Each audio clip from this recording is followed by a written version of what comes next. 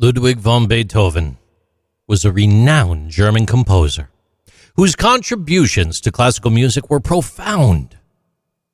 Among his many compositions, his 9 symphonies are among the most significant. The Ninth Symphony, also known as Symphony No. 9 in D minor, stands out for several reasons. It was completed in 1824 and is regarded as one of Beethoven's greatest achievements.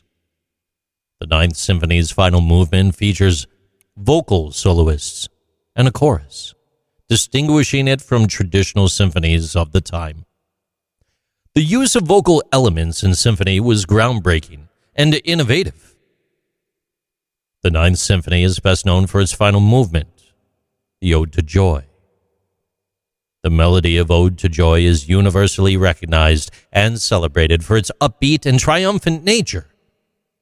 The lyrics are based on a poem by Friedrich Schiller that celebrates mankind's unity and the joy of brotherhood. In addition to its musical brilliance and innovative structure, the Ninth Symphony is historically and culturally quite significant.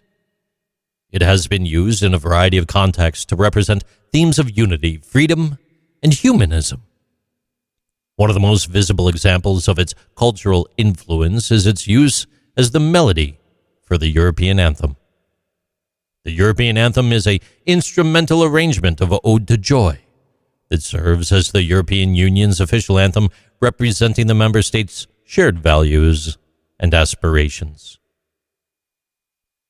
Beethoven's Ninth Symphony is a classical masterpiece. It's an innovation. It has emotional depth and cultural significance. Its enduring popularity and influence continue to captivate audiences all over the world, making it a timeless symbol of human achievement and artistic expression. These are Interesting Things with JC.